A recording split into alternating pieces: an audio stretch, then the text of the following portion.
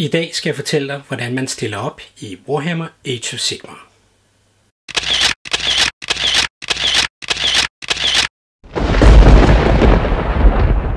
Ved opstilling af Warhammer Age of Sigmar starter hver spiller med at slå en ganske almindelig 6-sidet terning om, hvem det er, der skal dele bordet op. Vinderen får lov at inddele bordet.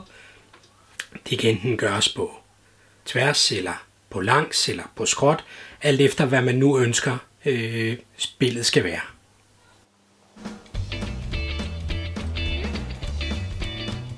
Den spiller, der ikke valgte at dele bordet, skal nu vælge på hvilken halvdel af bordet han eller hun ønsker at have sin hær.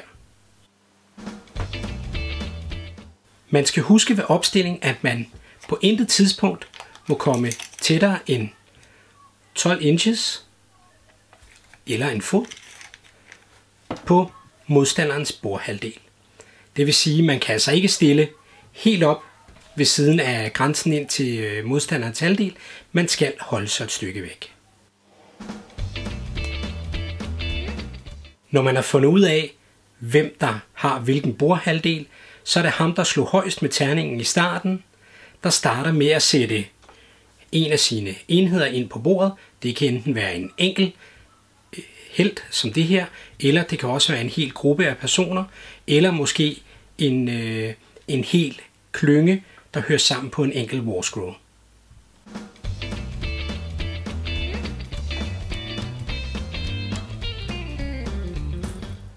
Man skiftes nu til at sætte op, og den, som først er færdig med at stille alle sine figurer på bordet, skal vælge, hvem det er, der ønsker at starte spillet. Det kan enten være en selv, eller det kan også være modstanderen. Når hele opstillingen er fuldendt, så er der kun tilbage at udnævne en general på hver side, og ligeledes finde en kommandoevne samt en magisk genstand. Husk nu, er generalen en navngiven person, så må man ikke vælge kommandoevne og magisk genstand til disse. Kig med senere, når vi ser nærmere på, hvordan man spiller Warhammer Age of Sigmar. Vi ses.